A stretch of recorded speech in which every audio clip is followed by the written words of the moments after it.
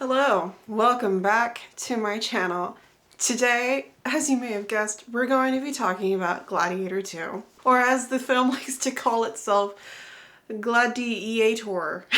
So I saw this film yesterday and I came out of it quite confused on what to do with life itself. I'm a very existential person. That's what movies tend to make me feel. And I have a tendency to kind of fixate on the next thing. I decided to do this right now while my mind is still fresh with whatever I just watched. If you don't know, the basic premise of Gladiator 1, directed by Ridley Scott, is that there was this guy named Maximus, and he was a general for Roman Emperor Marcus Aurelius. While he was serving him on campaign of conquesting various lands, as the Roman empires want to do, Marcus Aurelius shares with Maximus a dream of Rome, TM, and says that he wishes to restore Roman power back to the Senate and by extension her people, basically ending the Roman Empire and restoring the Roman Republic. However, Marcus Aurelius' son Commodus, played by Joaquin Phoenix, is not happy about this as he is the heir to the Roman throne, and he kills his own father and says it was a horrible accident, cries. But before his death, Marcus Aurelius said that he wanted Maximus to take over, but Maximus was like, well, no, I just want to go back to my farm with my wife and kid. I kind of don't want to be whatever you want me to be to take over Rome and restore it to its people. Sounds great, but not for me. So after Commodus kills Marcus Aurelius, he's like, well, he passed on the kingdom to me, so Maximus, can you swear fealty? And Maximus is like, no, because I just came out of the conversation where Marcus Aurelius gave me Rome, so I think you're full of bullshit and I'm out of here. Commodus is like, okay, then you're dead. I'm gonna kill you now. So Maximus escapes. This is all from my memory. I did not rewatch this recently. So Maximus escapes, but he knows that his wife and kid are going to be targeted, and they are burned in their home, and that's where we get the famous scene of him stroking the wheat.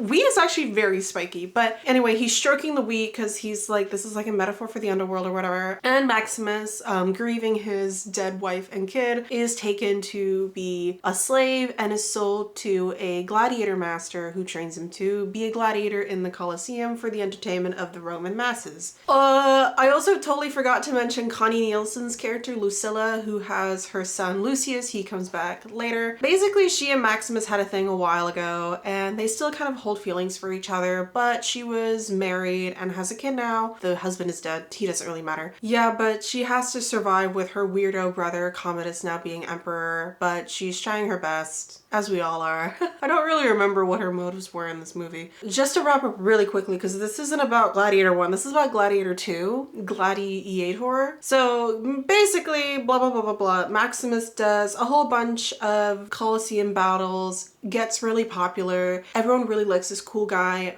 They nickname him the Spaniard because he never reveals his true name. But when Commodus comes down, because I guess at some point, like, so much time has passed that he doesn't recognize Maximus anymore, or maybe he does, I don't remember. But basically Maximus reveals himself that like, hey, look, I'm Maximus, I was your father's general, and I'm here to like fuck you up. Of course, Commodus is like, I have to kill this guy, but because Maximus has gotten so popular, he can't just straight up kill him because then that'll make him unpopular with the people. Maximus and Commodus end up in a 1v1 battle in the Colosseum, and Maximus kills him, but then he also dies from his own injuries, and blah, blah, blah. The dream of Rome lives on, maybe? Lucius is sent away, and that plot thread is what leads us to Gladiator, also known as Gladiator 2. When I first heard about Gladiator 2, I was a little bit like, do we really need this? In this day and age with mainstream movies, it's been a lot more legacy sequels, nostalgia remakes, the overconsumption of superhero media that people are now getting tired of. I don't really talk about like my feelings on mainstream media nowadays because I'm mostly a booktube channel and I don't really know what I'm doing with it. But basically my thoughts right now on modern media, and especially mainstream media and big executive corporations or whatever the shit so many other YouTubers have talked about it before, is that they're taking way less risks and are relying on nostalgic IP to bring audiences to theaters. But we're really kind of going on fumes at this moment, I think. Like, straight up, I think Disney is running out of things to remake for live action. I don't know what they're gonna do next. The Sword in the Stone? Do they even own that? Probably. But I was cautiously optimistic about Gladiator 2. I'm like, maybe there's something here for this. I do enjoy the sword and sandals genre. I'm just gonna straight up say Captive Prince is one of my favorite book series, and there are some Greek and Roman inspirations in there, mostly Greek, but we're talking about Rome, and that's basically all they did was steal from Greece. Anyway, we're gonna move on from that. I like the sword and sandals genre, so like what's this gonna be for me? I finally got around to watching it yesterday, as I said earlier, and 3 out of 5 out of 5. Yeah. So I'm going to try and do a spoiler-free section here, and then I'll add the timestamp for my spoilery section here. So to start with my spoiler-free section, well, there were a lot of really interesting ideas that I think the movie kind of just left hanging. When it came to overall the parts that I enjoyed versus the parts that I thought were lacking, the first third or so, or perhaps the first half-ish, I can't really tell you all the percentages, but basically the first third of it was like nonstop action that I really enjoyed. We have Paul Mescal introduces Lucius, we have Pedro Pascal introduces General Acacius, we have the twin emperors in this movie named Geta and Kasakitaka. I'm not gonna go back and edit that. Names here. We have Denzel Washington as Macrinus. Honestly, when I went into this movie, I was mostly going into it for the star power that this movie got. Pedro Pascal, Denzel Washington. Don't really care about Paul Mescal that much. I did not watch Normal People or whatever that one he was in. And I was into it for Joseph Quinn. And yeah, so for the first third, it was just nonstop action, just looking for these actors and being like, oh, look, that's you. I know who you are. And I'm sure many people have now know now that I was worried about it just being a rehash of Gladiator 1 in a different form, but still pretty much the same plot beats. And well, is it a spoiler if I said it kind of is, but kind of tries not to be, but kind of is? Yeah, I'm not really sure. But while the action really shines in this, and minor spoiler, there are sharks in the Colosseum, even though it's become a bit of a historical accuracy touch point that Romans did not know what sharks actually were at this time. Forget about, like, just putting that aside, I thought the action was fun, and if you really just want to go into this for the action, then like I don't think you'll have a bad time. Going into this for the story, as I said, that is what's really lacking here. There's a lot of interesting ideas brought about, but then they're just kind of dropped. And so I'm a little bit like, well, I ended up kind of it's not self-editing, but I kind of was like editing the movie as I was watching it, especially when it comes to the relationships between characters and how they carried over from where we ended off in the last movie versus this one. A lot of characters are new, but the main two characters are Lucius and his mother Lucilla, and where they end off in the first movie kind of like dangles in a thread in this one, and I don't think it gets resolved in a satisfying way. The reason why it's a 3 out of 5 is that it's mostly for its like action scenes and its dynamic pacing, but overall when it comes to the second plot line of the politics and the emotional beats of these characters, it feels very lacking to me. Not to say that Gladiator 1 was like the pinnacle of swords and sandals media. Honestly, looking at the Letterboxd reviews and some other reviews, I feel like, are we misremembering Gladiator 1 to be like amazing? It's very good. It did win Best Picture Oscar of that year. I guess coming at it from someone who watched it about, when did I watch it? Like 14 years later. It's really good. I really liked it because looking back on what I remember from Gladiator 1, because unfortunately it's no longer on Netflix at this moment and I don't feel like getting Peacock or whatever it's on right now. What really drove that movie forward was the star power of Russell Crowe, the dynamicism. I feel like that's a word, but like his dynamic acting as Maximus really propelled the story forward. And while I don't want to say Paul Mescal was a bad actor, but I feel like I don't know who Lucius is, and that's not very good when you want to connect with the main character. I'm just gonna straight up, I didn't plan this out. I hope you know that I'm rambling. I'm just gonna straight up go into spoilers here. So when I went into this movie, I was looking more forward to not the main character played by Paul Mescal. I was looking forward to Pedro Pascal playing General Acacius and their supposed rivalry with the supposed rivalry of Acacius and Lucius.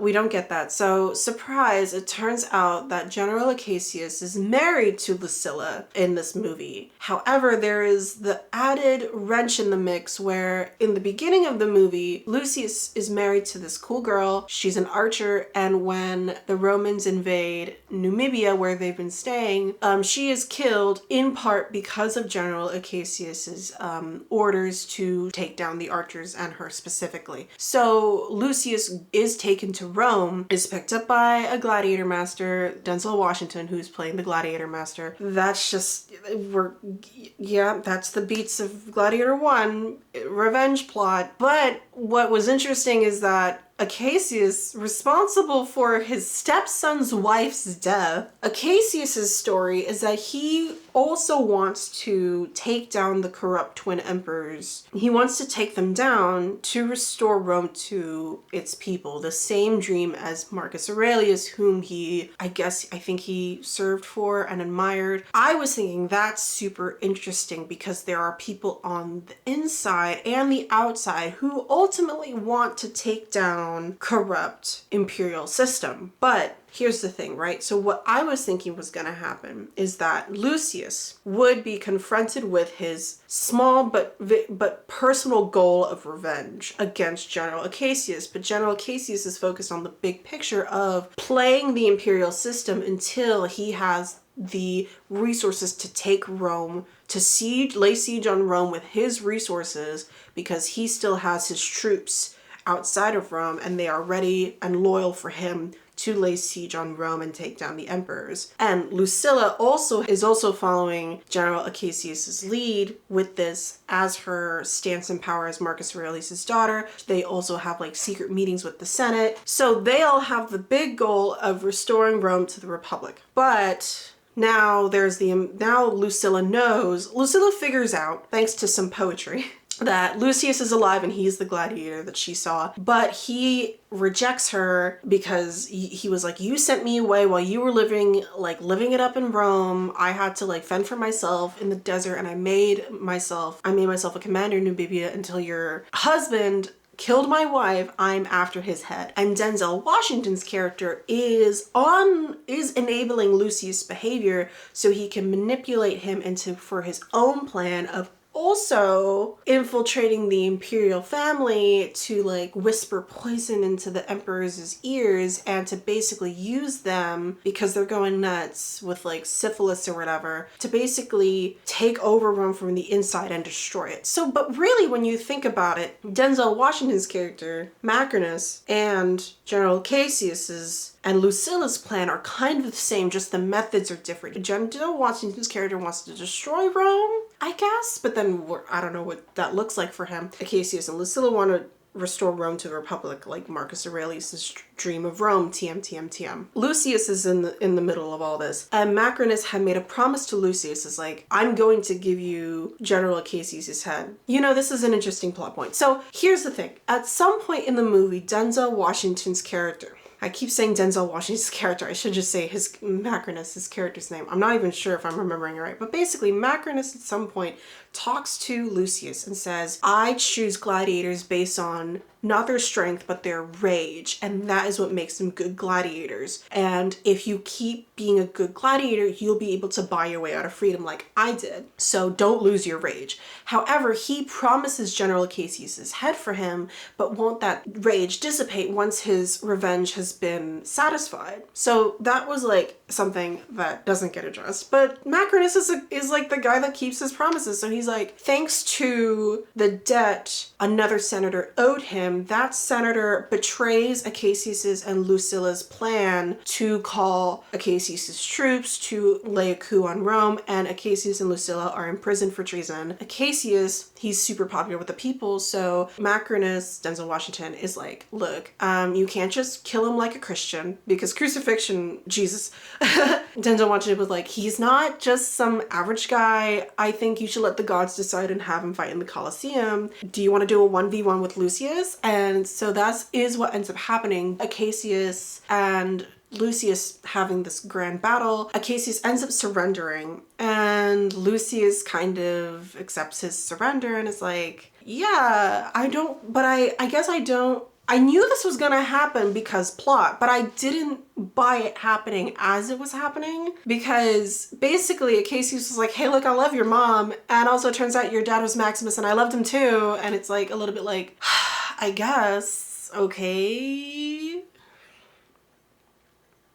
I guess. And disappointingly, despite Lucius not accepting Acacius' surrender and refusing to kill him, Acacius is killed anyway with a volley of arrows shot at him, and all the Roman people are real mad about it. This is about a halfway point through the movie. I was very disappointed. Based on my interpretation of all the trailers and marketing that we got, I was looking forward to this like central rivalry between Paul Mescal's character and Pedro Pascal's character. And what was interesting is that I did not know that General Acacius would actually be Lucius's stepfather, and then I thought, okay, so maybe this could be like an enemies rivalry to a pseudo father-son relationship, because when you think about it, what Lucius's wants versus his needs is that he wanted revenge. However, thinking about the big picture, what he actually needed was to strive to fulfill the dream of Rome like his grandfather wanted, like his father Maximus wanted. Honestly, I wasn't a huge fan of like his dad being Maximus, actually, because like I just don't like the idea of like your greatness is in part because of your bloodline. Anyway, but that's a whole different trope talk that I don't have the time for because my batteries keep dying. But you know, have any of you seen that movie RRR that came out? It was it Telugu? It was an Indian movie. Oh no. It was an Indian movie that's super duper cool. I think it is, the Hindi version is on Netflix right now. But basically, spoilers for that, but if you haven't seen it, please go watch it. I'll be here when you come back. But basically, that movie as well also had this like friendly rivalry that leads to a betrayal, but that leads to them reconciling. And I think this story could have borrowed a bit of from that, where I'm so sorry, I forgot their names, but one character was like, I'm here for this one person. I'm here for this one reason only, a very personal reason. But the other character had the mind of basically defeating the entire East India Trading Company and all of England, and to restore and to basically beat off English colonization of India. And that other character who was helping him for a personal reason instead is like, I did not realize that you were thinking of this big picture. I'm going to join you. So that's what I thought was going to happen, and that's what I hoped was happening. That way, this central relationship could start in one way and then end in another way.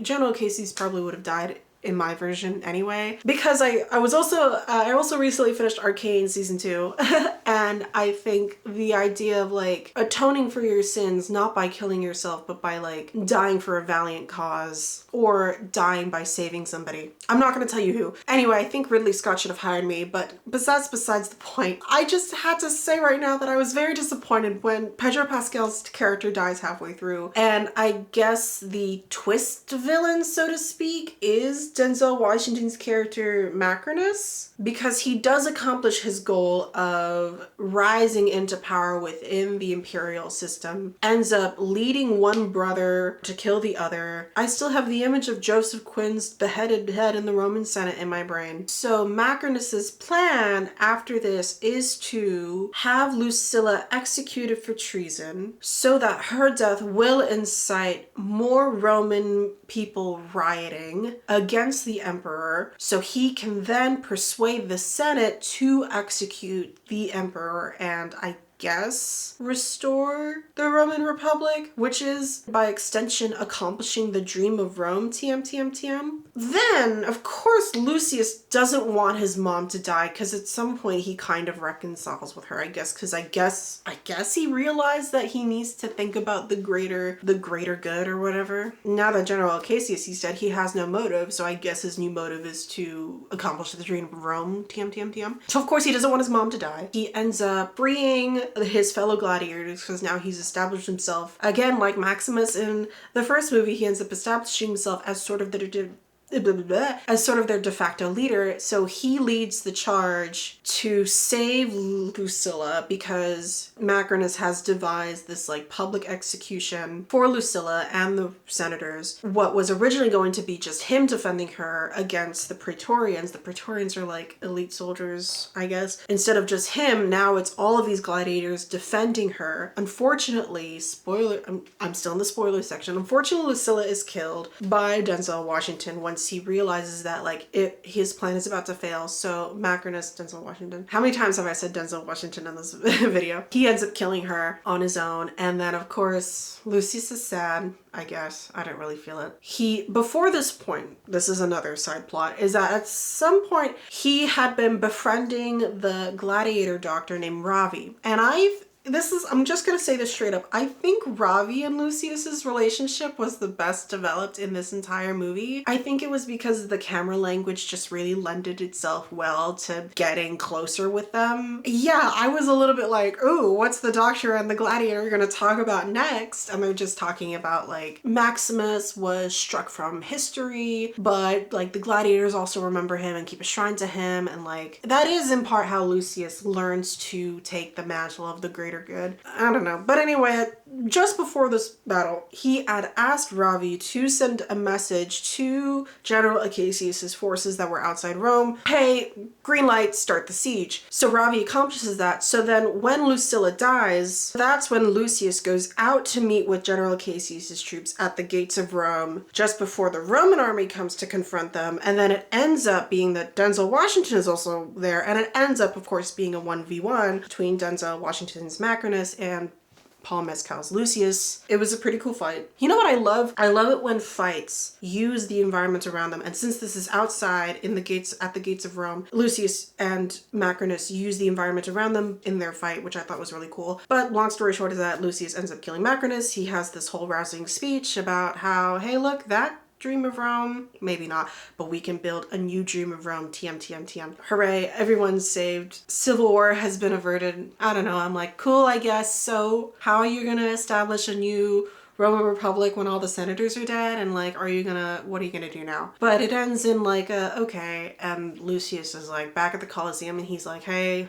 parents, can you like give me some advice? I need some help. And then it ends. I was like, okay. I went out of the theater and I was a little bit like, yeah, that was a movie. Turns out there is a possible sequel. And that is interesting because according to what I read about it, it seems to pick up basically where I had a lot of questions on, where it's like, hey, look, now Lucius has this big responsibility. What is he gonna do next? So yeah, as I said earlier, I found myself editing the movie while I was watching it. If we're gonna make these relationships drive the story forward, how are we gonna make the audience care about these relationships, considering they're quite short-lived, honestly? Again, I was disappointed that Pedro Pascal's character dies halfway through without me feeling much of an emotional impact. I wish I could learn more about him and his inner turmoil with having to serve these emperors while in his heart he wants to restore the Roman Republic. I hate to say that, like, these are the two headliners, and yet my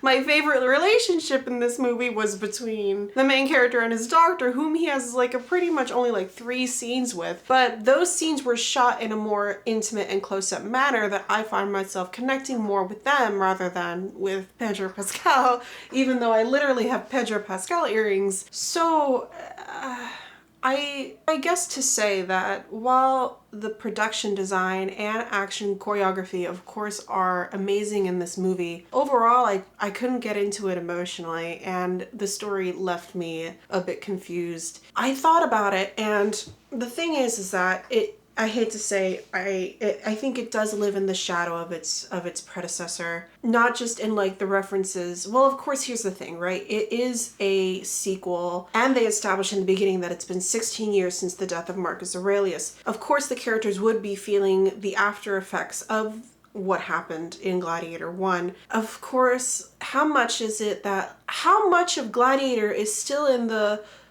cultural zeitgeist of the modern day that we would feel that same impact that presumably the characters are feeling? I'm not really sure. Because I guess at the same time, I was also left wondering what happened in those 16 years.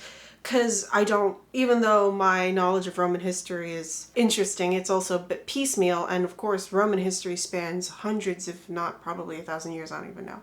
Like, what happened in those 16 years, right? Like, where did General Acacius come from? What was Lucilla doing this whole time? What was the Senate doing this whole time? Where did these twin emperors come from? I guess they must be some sort of family relation to Lucilla, but I don't think it was ever explained. Like, of course, here's the thing, right? Like, you can only do so much when I don't know if Gladiator 1 left enough threads to be picked up by Gladiator 2 in order for it to feel like one cohesive narrative. There's literally 24 years between these two films. At some point I'm left wondering, was this always your plan? Or was this just something that Ridley Scott thought he could do now? Just cause. I don't know. I guess I don't know if the average movie watcher is thinking about all this. I can't watch movies normally anymore. And here's the thing, right, is that there's definitely different movies they could have written off the premise of like the sequel to Gladiator. I think Denzel Washington's character Macrinus could have been like a solid protagonist on his own, because again, his story is super interesting because in the second half we learn more about him, and he used to be a slave in the time of Marcus Aurelius,